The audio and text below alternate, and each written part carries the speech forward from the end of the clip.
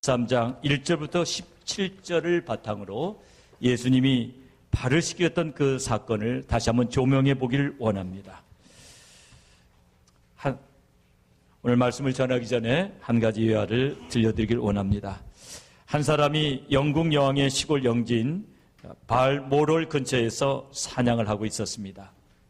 걷던 중에 발목을 심하게 삐어서 더 이상 걸을 수 없게 되어서 친구들에게 자기를 놔두고 가서 사냥을 하고 돌아오라고 하면서 자기는 길가에서 기다리고 있었습니다.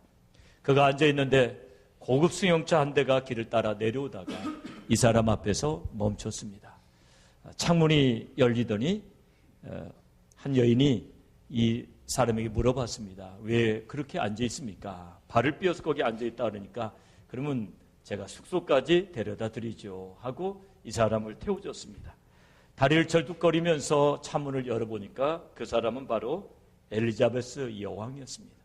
엘리자베스 여왕이라는 것을 알고 그는 황소한 마음을 금할 길이 없었습니다. 여러분, 영국 여왕으로부터 도움을 받는 것이 아주 놀라운 일일 수 있지만 우리는 그보다 더 훨씬 놀라운 사랑과 섬김을 받은 사람들이며 지금도 그 사랑을 받고 있는 사람들인 줄로 믿으시 바랍니다. 우주의 창조자이시며 만왕의 왕이 되시며 만주의 주가 되신 예수님이 우리를 사랑하셔서 우리 죄를 위해서 친히 피 흘려 주신 것입니다. 오늘 요한복음 13장은 단순히 발을 씻는 그 사건 그거 하나로 조명해서는 안 됩니다. 발을 씻겨주신 그분이 누구신가가 중요한 거죠. 오늘 요한복음 13장에서 우리를 사랑하시고 우리를 섬기신 그분은 어떠한 분인가? 여기에 초점을 맞추어서 요한복음 13장을 같이 조명해 보기를 간절히 소원합니다. 요한복음 13장에 보면 1절은 이렇게 시작되는데요. 1절이 정말 은혜스러운 내용들이 함축되어 있습니다. 우리 13장 1절을 같이 읽어보도록 하겠습니다. 시작. 6월절 전에 예수께서 자기가 세상을 떠나 아버지께로 돌아가실 때가 이른 줄 아시고 세상에 있는 자기 사람들을 사랑하시되 끝까지 사랑하십니다. 아멘. 여기서 중요한 내용들이 무엇입니까? 6월절 전에 예수께서 자기가 세상을 떠나 아버지께로 돌아가실 때가 이른 줄 아시고, 이 말이 무슨 말입니까? 이날이 바로 6월절인데 그 다음 날이 십자가를 지시는 날이에요. 이제는 자기가 구속사역을 마칠 때가 된 줄 아시고 십자가에서 돌아가실 때가 이른 줄 아시고 그 다음에 중요한 내용이 자기 사람들을 사랑하시되 끝까지 사랑하십니다. 한번 따라서 해보시 바랍니다. 자기 사람들을 사랑하시되 끝까지 사랑하십니다. 저는 이 구절을 깊이 묵상하다가 큰 은혜를 받았습니다. 자기 사람들이 누굽니까? 예수는 그리스도라고 믿고 따르는 그 무리들이죠. 그들을 사랑하시되 끝까지 사랑하십니다. 끝까지 사랑하셨다는 이 구절 속에 제자들 향한 주님의 놀라우신 그 사랑, 정말 애정 어린 눈길로 그들을 바라보고 있는 그분의 모습을 생각해 보게 됩니다. 그리고 이 구절은 그 정도의 어떤 의미만 함축되어 있는 게 아닙니다. 이제 내일이면 십자가를 지기 때문에 예수님의 구속사역이 완성되는 거예요. 구속사역이 완성된다는 것은 무엇을 의미합니까? 바로 예수님을 믿고 따르는 그들이 주님의 것이 되는 거예요. 이제 완전한 주님의 소유가 되고 주님은 그들의 것이 되는 거예요. 마치 이런 거와 마찬가지죠. 지금도 한국에서 아파트 사는 거 힘들죠. 제가 청년 시절에 이제 신혼부부가 아파트 사는 거 이거 보통 어려워요. 그러지만 우리 신혼부부들은 다 아파트를 구입할 꿈을 가져요. 그래서 열심히 돈을 모읍니다. 이제 적금을 들고 또 이제 신청을 하고 중도금을 갚고 마지막 잔금이 치러졌을 때 이제 이 아파트는 내 것이라고 이제 내 것으로 돌아왔던 그 순간에 얼마나 그들은 기쁨이 충만합니까? 예수님께서 십자가에 죽으심으로 예수님을 따른 그 무리들이 마침내 이제 주님의 것이 되는 그 놀라운 순간, 그 순간을 우리 주님은 기쁨으로 맞이하면서 그들을 애정 어린 눈길로 바라보셨던 것입니다. 그러나 또 십자가를 져야 되는 고통이기 때문에 마음감이 교차되는 그런 순간입니다. 창조주시지만 그때 그 죄를 짊어지는 그 고통과 더불어 자기의 사람들 바라보는 그 애정 어린 눈길, 이런 것들이 같이 그런 감정들이 함께 섞여 있었던 그 그 분위기를 한번 생각해 보시기 바랍니다. 인간적으로 너무나 고통스러운 순간이었지만 이 십자가는 예수님께는 너무나 보람되고 너무나 가치 있는 그런 것이었습니다. 우리 예수님은 공생애를 다 마치는 시간이 되었을 때 3년 동안 주님을 따라다녔던 그 사람들을 너무나 귀하게 여겼던 것입니다. 여러분 한번 생각해 보시기 바랍니다. 인간의 몸을 입고 이 땅에 오신 예수를 메시아라고 나를 만나러 오신 하나님이시라고 고백하면서 믿고 따랐던 그 사람들, 자신이 인도하는 곳이라면 어디든지 가겠다고 고백하며 청춘을 불태웠던 그 젊은이들, 그 젊은이들을 바라보는 예수님의 마음은 얼마나 흐뭇하셨겠습니까? 물론 예수님은 그 젊은이들 중에 몇몇을 자기를 모른다고 부인하고 도망갈 것도 아셨어요. 도망갈 것을 아셨지만 그럼에도 불구하고 그들은 너무나 귀한 사람들이었어요. 그래서 오늘 사도 요한은 13장 1절에서 자기 사람을 사랑하실 때 끝까지 사랑하십니다. 주님의 사랑을 부각시켜서 이제 세족식 사건을 거기 표현하고 있는 것입니다. 이 세족식 사건에 앞서서 중요한 게 무엇입니까? 그분이 먼저 우리를 사랑하셨다는 것입니다. 우리가 예수님을 먼저 사랑한 것이 아니고 예수님께서 우리를 사랑하시되 죽기까지 사랑하셨다는 것입니다. 우리가 요한일서 4장 10절 한번 볼까요? 화면을 보시고 요한일서 4장 10절을 같이 한번 읽어보도록 하겠습니다. 같이 읽습니다. 시작. 사랑은 여기 있으니 우리가 하나님을 사랑한 것이 아니요 오직 하나님이 우리를 사랑하사 우리 죄를 위하여 화목제로 그 아들을 보내주셨습니다. 오늘 우리가 여기에 앉아있고 오늘 우리가 구원의 감격을 가지고 있고 영원한 날에 소망을 가질 수 있게 된 것도 그분이 먼저 우리를 사랑하셔서 화목제로 예수 그리스도를 이 땅에 보내주셨기 때문인 줄로 믿습니다. 하나님의 사랑이 먼저였다는 것을 기억하시면서 그 사랑이 오늘 나를 붙잡고 있다는 사실을 꼭 기억하시면서 여러분의 신앙생활 내내 하나님의 사랑 안에 거하시게 되기를 주님의 이름으로 축원합니다. 어떤 사람이 콜리종의 좋은 개 한 마리를 키웠다고 합니다. 사냥개 일종인데 아주 우수한 개입니다. 그가 처음 이 개를 구입했을 때는 사납고 곧잘 도망나가기도 했다고 합니다. 그래서 산보 나갈 때는 튼튼한 목걸이와 가죽끈으로 개를 메어가지고 이제 밖에 나갔습니다.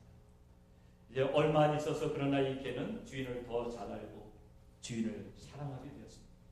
그래서 이제 밖으로 산책을 나갈 때마다 개는 스스로 자기 목을 주인에게 내밀고 묶어주세요 내밀었습니다. 그런데 어느 날 개가 이제 또 산책 나가려니까 목을 이렇게 내미는데 주인이 말합니다. 아니야, 더 이상 사슬이 필요 없어. 그러면서 사슬을 묶지 않습니다. 문을 열어주자 개가 쏜살같이 나갔습니다. 그러나 개는 도망가지 않고 다시 주인에게로 얼른 뛰어 달려왔습니다. 그 개는 주인을 사랑했으므로 이제 개를 잡아두는 사슬이 필요 없게 됐습니다. 우리도 정말 예수님을 사랑한다면 이렇게 살아라, 주어라, 봉사하라 하고 우리를 속박하는 법조문 같은 것이 더 이상 필요 없습니다.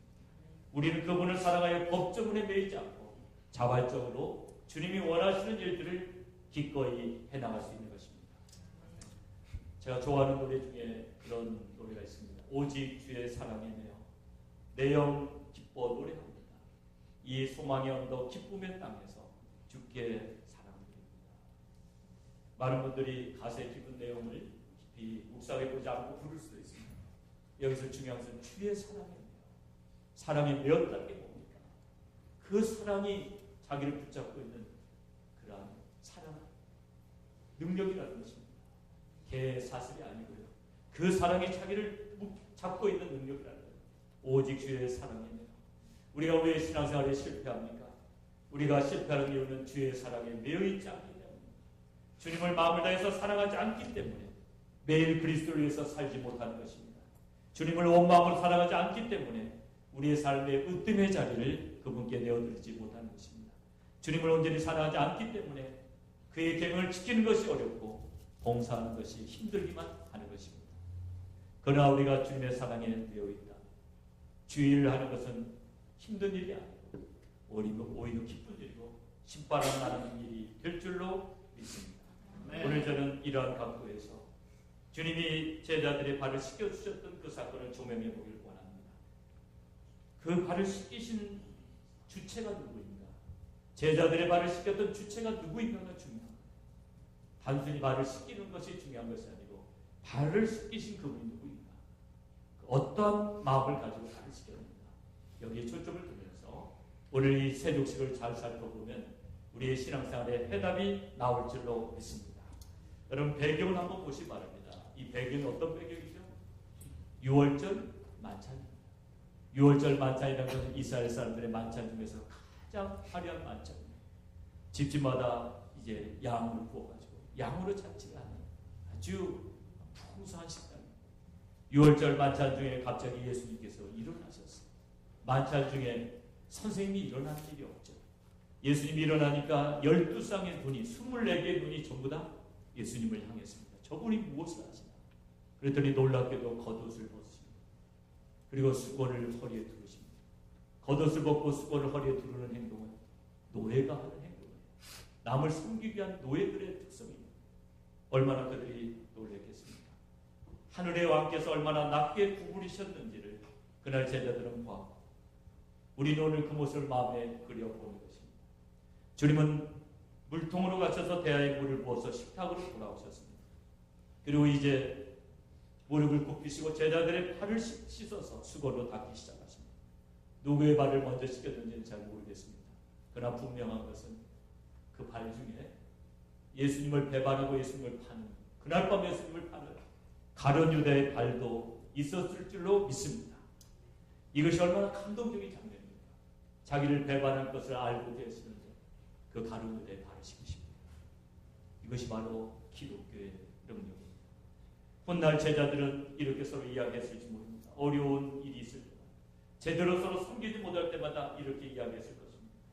여보게, 주님이 가룟 유다의 발도 씻기지 않으셨는가?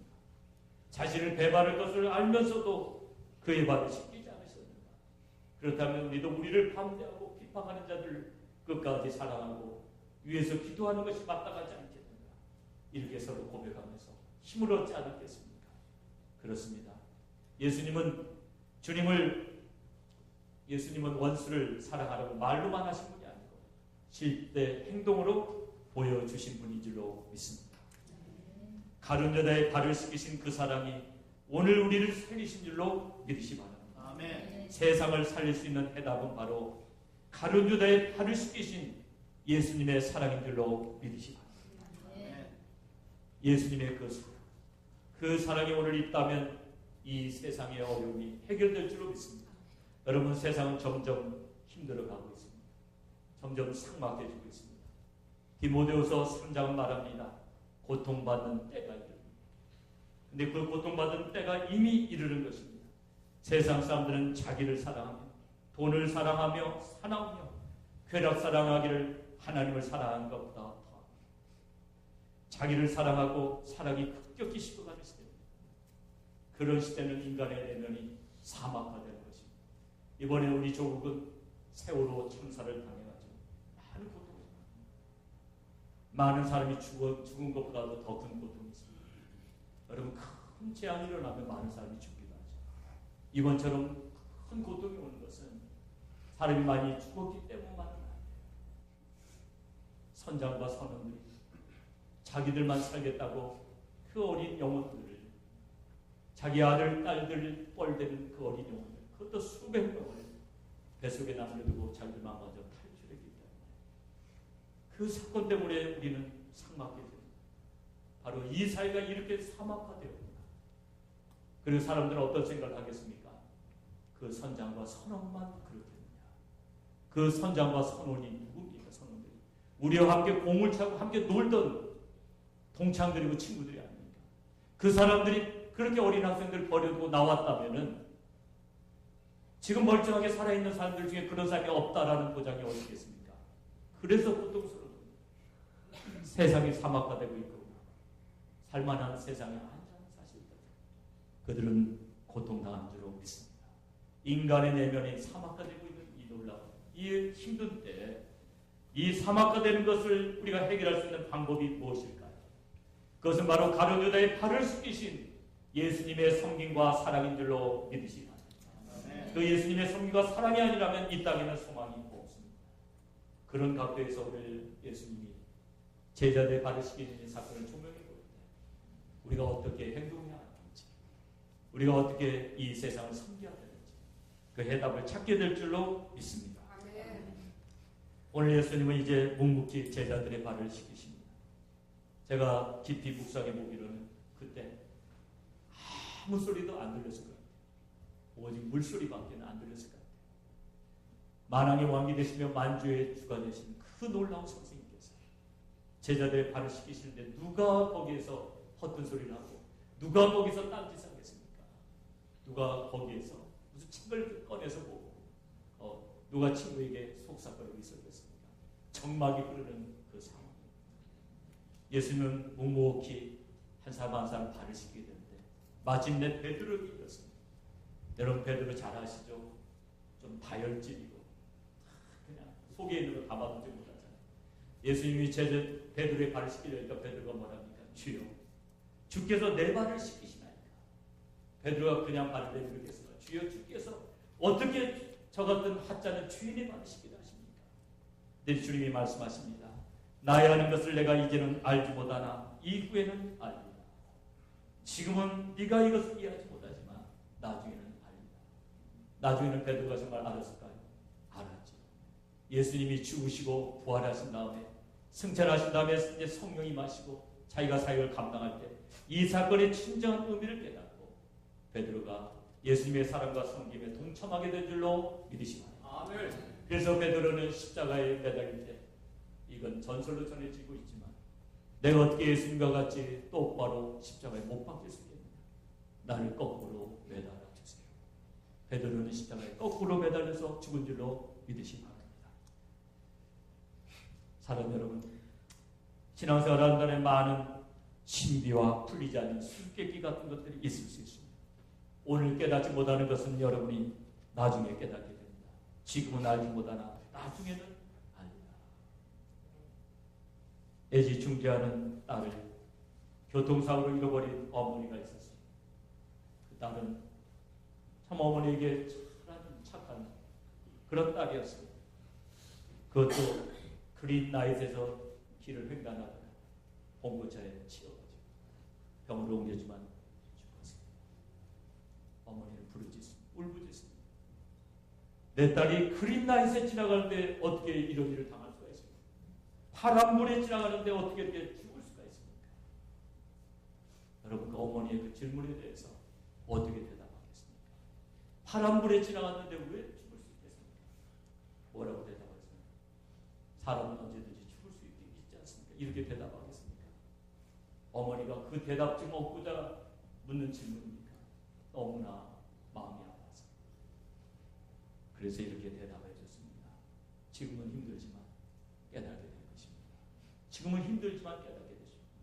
왜 그 딸을 지금 잃어버렸는지. 그 딸은 난소암 수술을 받고 이제 학교 임용고시, 교사 임용고시 학교에서 이제 또 선생이 되고 또 애도 하나 낳았습니다. 너무나 좋은 때였어요. 하필이면 이 좋은 때 딸을 잃어버릴 수 있습니다.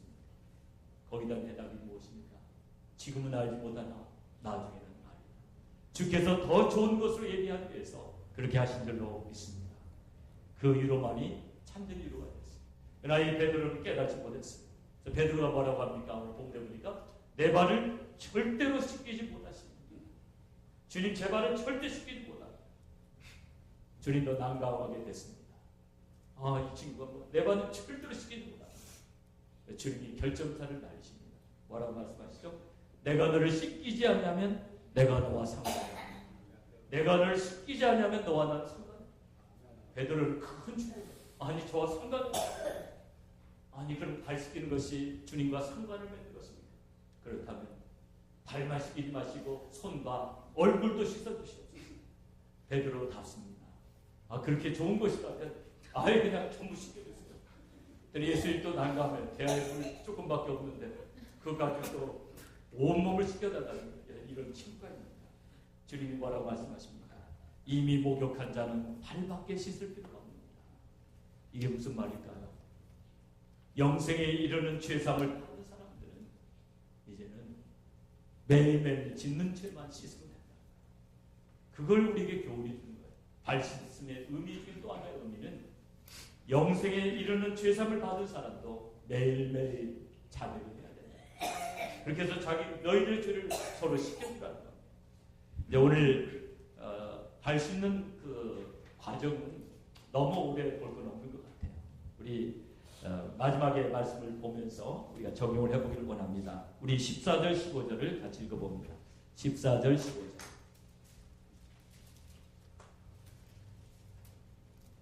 14절 15절 같이 읽습니다. 시작. 내가 주와 또는 선생이 되어 너희 발을 씻겼으니 너희도 서로 발을 씻기는 것이 옳으니라. 내가 너에게 행한 것 같이 너희도 행하게 하려 본을 보여주라. 주와 선생이 되어 너희 발을 씻겼으니 너희도 서로 발을 씻기는 것이 옳으니라. 이 말씀은 무엇일까요? 권면이 아닙니다.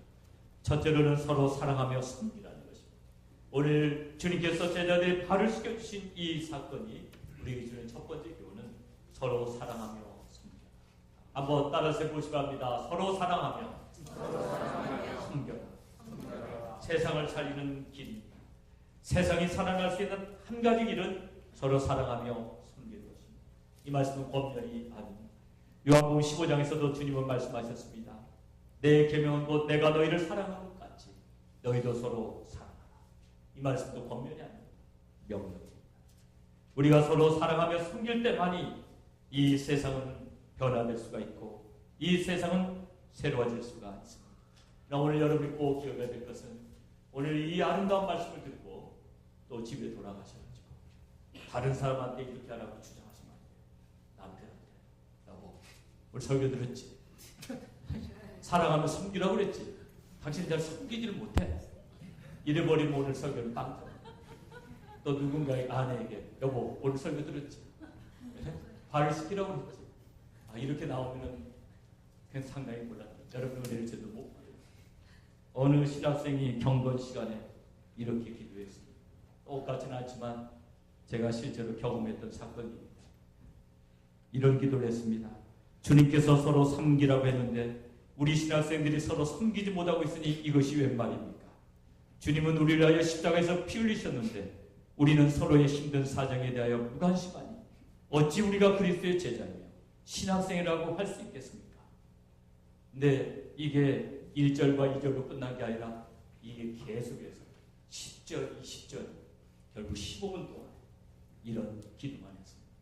그날 어떻게 했을까요? 신학생들이 많은 은혜를 받고 눈물 콧물로 회개하고 새로워졌겠습니까? 신학생들이 전부 다 얼굴이 울락불락 분위기는 싸늘하게 식어버리고 설교자는 설교를 못하고 더듬거리다가 경건 시간 끝나고 말았어요. 적용을 잘 하셔야 합니다. 우리 한 사람 한 사람이 주님 걸어가신 길을 묵상하면서 나는 어떤 길을 걸어가야 될 것인가를 생각해야지. 상대방에게 이것을 주장하면 안 돼요. 우리는 주님께서 사셨던 그 생애를 돌아보면서 어떻게 하면 나도 주님을 조금이라도 닮아볼까 한번 생각해 봐야 됩니다. 저는 목사로서 때로 부끄러울 때가 있습니다. 왜 부끄러울까요?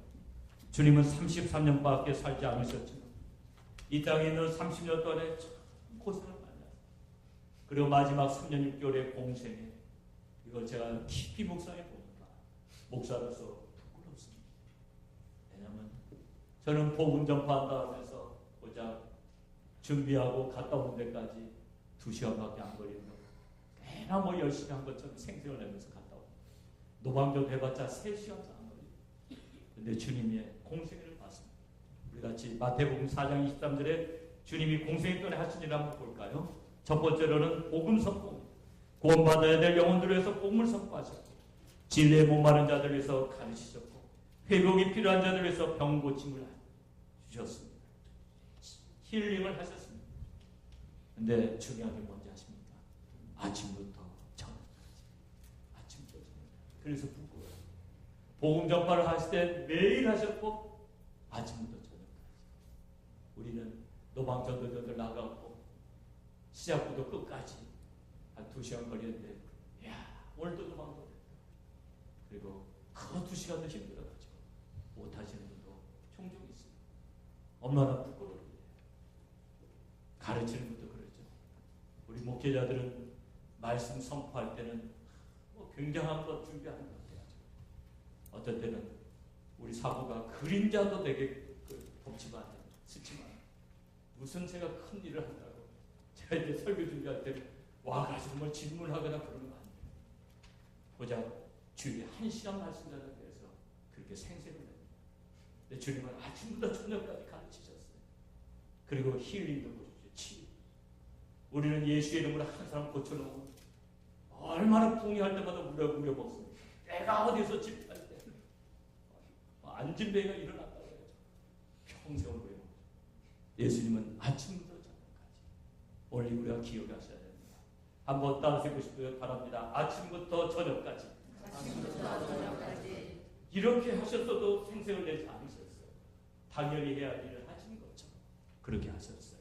근데 우리는 조금 섬기면은 그거 평생 우려 먹는 내가 그때 장모님 뭐 해야 되고, 내가 그때 시어머니 뭐 해야 되고, 내가 뭐 그때 뭐 해야 되고, 굉장히 생생해요.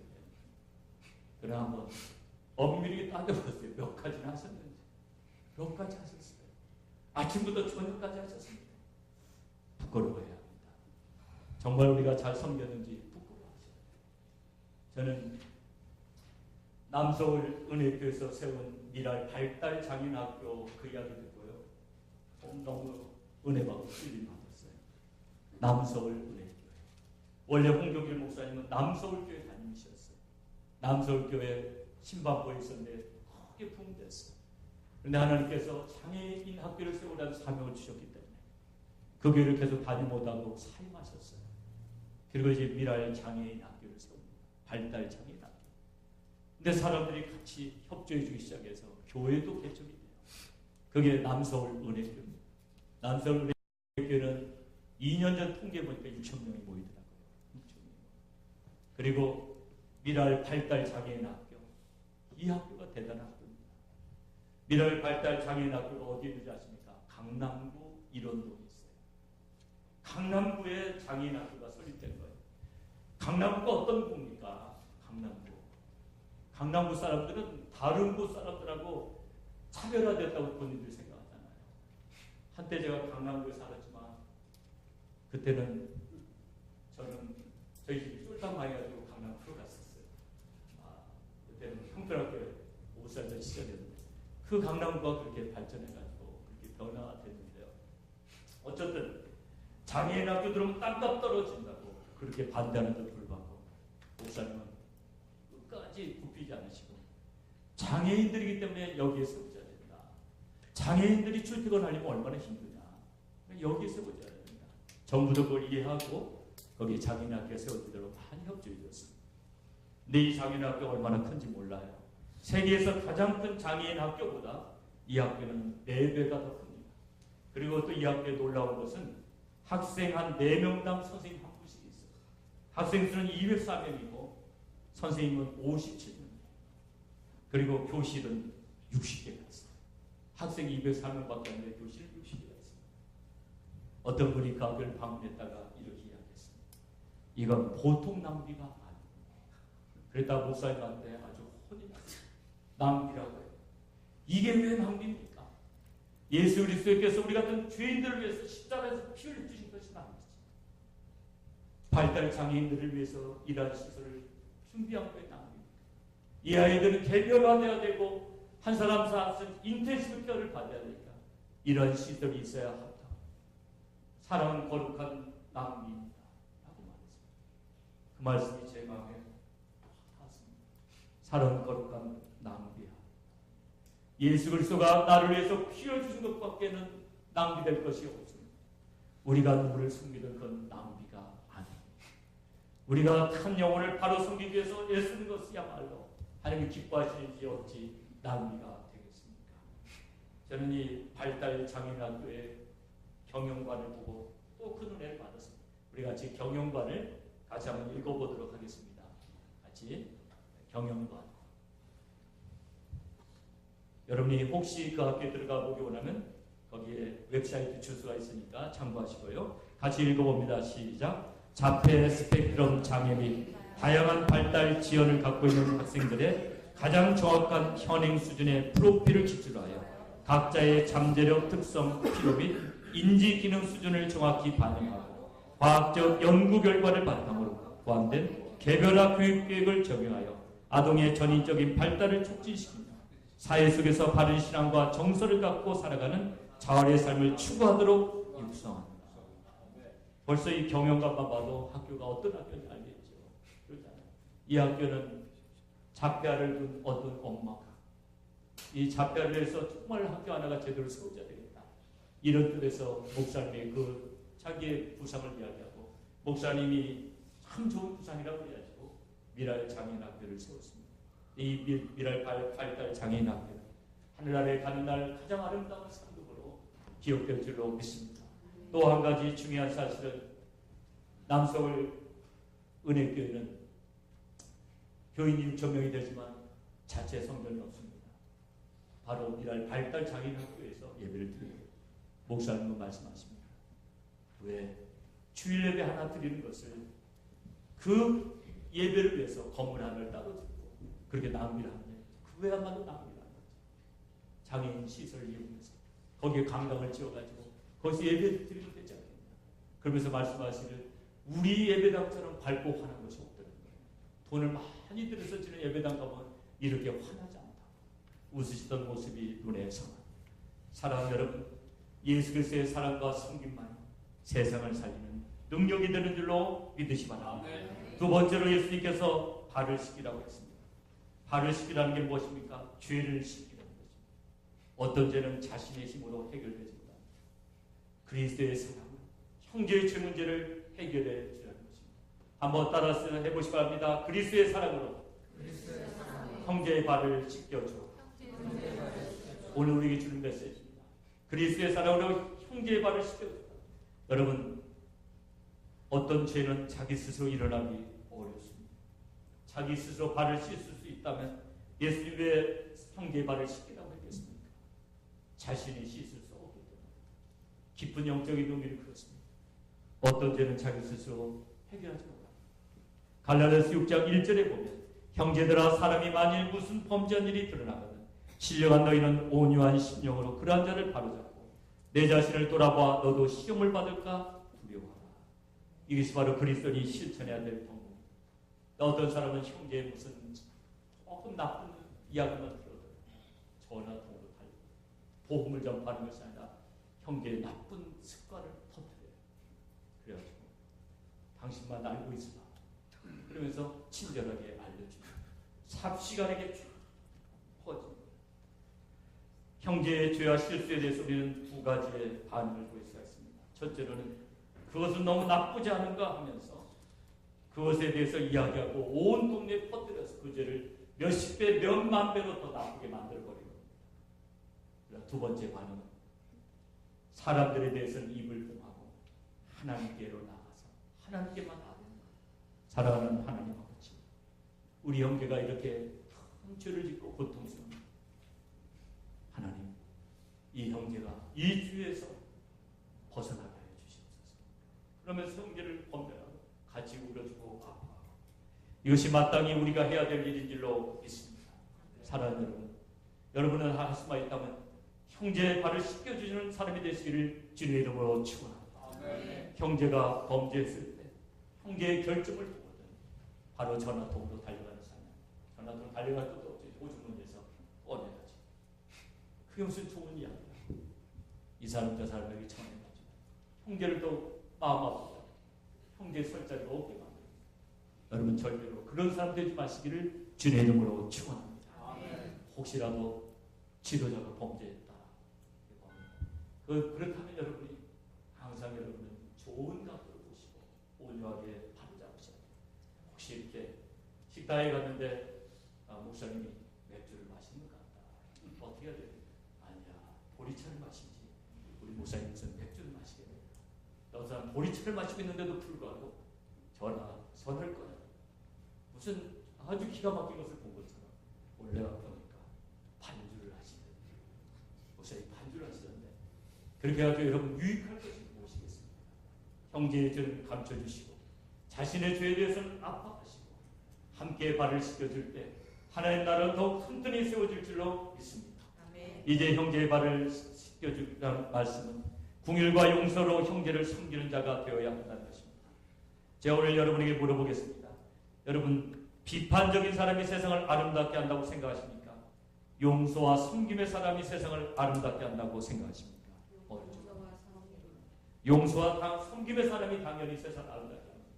그럼에도 불구하고 어떤 분은 자기가 정의롭다고 그래가지고 나는 불의를 참지 못한다고 그래가지고요, 비판의 칼날을 아무 때나 세우는 분이 있습니다.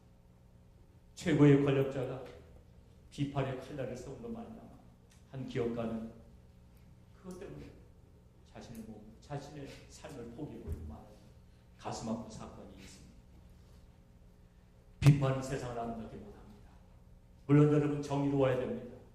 할 수만 있다면 여러분은 용서와 섬김의 사람 되시기를 주님의 이름으로 축원합니다. 여러분, 왜 이스라엘에서 다윗을 최고의 지도자라고 그렇게 평가합니까? 이스라엘 역사상 최고의 왕은 다윗이라고 왜 그렇게 평가합니까? 다윗을 보십시오. 부하 장군의 아내를 탐한 나머지 그 장군을 고의적으로 죽게 만들고 그 장군의 아내를 자기 아내로 삼았습니다. 그 일만 가지고 보면 다윗은 대표적인 패륜아라고 볼 수가 있습니다.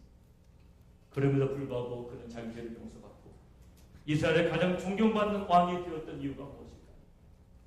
다윗이 전쟁에서 공을 많이 세우기 때문일 것이죠. 참회했기 때문일 것이죠. 그러나 그 이면에 또 다른 게 있습니다. 다윗처럼 하나님 사랑하는 사람이 없습니다. 다윗처럼 하나님 보시기에 정말 정직하게 하나님 사랑하는 사람이 없었습니다. 그리고 더 중요한 것은 다윗은 관용과 용서의 사람이었다는 거죠. 다윗을 보십시오. 사울왕이 자기를 죽이려고 부하들을 풀어가지고 그렇게 자기를 잡으려고 눈이 충혈돼가지고 자기를 찾으러 갔는데 두 번은 절호의 기회를 맞아 사울왕을 없애버릴 절호의 기회를 맞았을 때 부하들이 한 번에 사울왕을 죽이겠습니다 했을 때 다윗이 말리지 않습니까? 그러면 안 된다. 하나님의 기르신 무신종을 그렇게 죽이면 안 된다. 꼭 유인 권리에 대한 순종만을 그렇게 해석했습니까? 다윗은 마음속으로부터 사울을 용서했던 거죠. 그리고 관용을 베풀었던 거죠. 그걸 어떻게 알 수가 있습니까? 사울왕이 죽었을 때 그는 정말 애국합니다. 정말 슬퍼할 뿐 아니라 사울의 쩔뚝발이 아들을 데려다가 장인 아들을 데려다가 왕의 상에서 같이 먹게 하고 그를 섬깁니다. 그리고 자기 아들 압살롬이 반란을 일으켜서 떠들어갑니다. 이제 그 쿠데타 군대를 진압하기 위해서 자기 장군들이 출전할 때 다윗은 뭐라고 하죠? 장군들, 압살롬을 선대해 주세요. 그 말이 무슨 말일까? 내 아들 압살롬을 죽이지 말아주세요. 그러지만 요압 장군이 어떻게 하면 그를 잡아서 죽여버리죠. 왜냐하면 살려두면 불화의 씨가 되기 때문에 살려두지 않죠. 다윗은 자기를 죽이려고 반란을 일으킨 압살롬을 마음으로부터 용서한 사람입니다. 예수님 오시기 전에 1000년 전 자기에게 죄진 자를 용서해주고 사랑으로 그들의 발을 씻겼던 예수님의 대표가 되었던 사람이 바로 다윗인 줄로 믿으시 바랍니다. 오늘 여러분이 용서와 관용을 가지고 형제의 발을 씻길 때 이 삭막한 사회가 점점 따뜻해지고 이 사회에 새로운 은혜의 역사, 사랑의 역사가 반드시 일어날 줄로 믿으시기 바랍니다. 사막화된 심령들을 고치는 길은 우리가 예수 그리스도의 진정한 섬김과 사랑을 실천할 때인 줄로 믿으시기 바랍니다. 아멘. 한 어린 소녀가 생일 파티를 갖게 됐습니다. 그날이 가까워졌을 때 그의 어머니는 앞문에서 뒷문까지 집을 깨끗이 하고 쿠키를 구우며 모든 필요한 준비를 다 갖췄습니다. 파티가 열리는 날 어린 소녀는 엄마, 다가를 가지고 들어올 때는 꼭 길고 흰 장갑을 끼세요.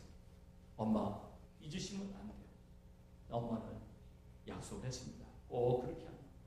그러나 파티 도중에 엄마는 너무 바빠서 그만 장갑을 끼는 걸 잊어버리고 다과를 들고 들어오게 됐습니다. 파티가 끝난 후 소녀는 울면서 말했습니다. 엄마, 왜 그 긴 흰 장갑을 끼지 않았어요? 제가 그처럼 당황한 적이 없어요. 다시는 제 친구들의 낯을 볼 면목이 없어요. 그때 엄마가 그 소녀에게 말했습니다. 거기 소파에 좀 앉아. 그래서 왜 자기가 이렇게 손에 흉측한 가슴을 입게 되는가를 설명합니다.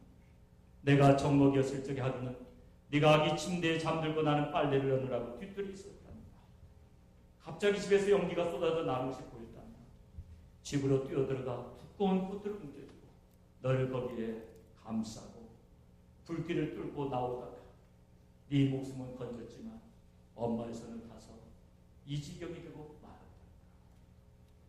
어린 소녀는 뺨에 눈물을 줄줄 흘리며 어머니 손을 자기 손으로 감싸주고 엄마, 이 손이 세상에서 가장 아름다운 손이야. 내 생명을 구했으니까 하고 말하면서 연신 그 손들에 입 맞췄다고 합니다.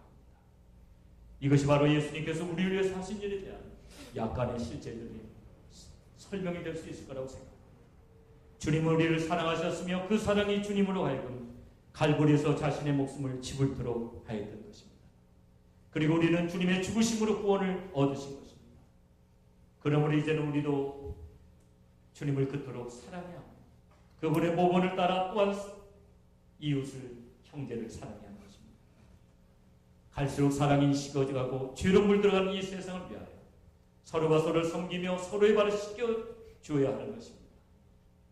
또한 복음이 없이 죽어가는 영혼들 위하여 우리의 젊음과 목숨까지도 그들에게 내어주는 그리스도의 사랑과 섬김을 실천하지 않으시겠습니까? 이 시간 같이 눈을 감으시고 우리 주님 앞에 간절히 통성으로 기도하겠습니다. 우리 같이 통성으로 기도하실게요.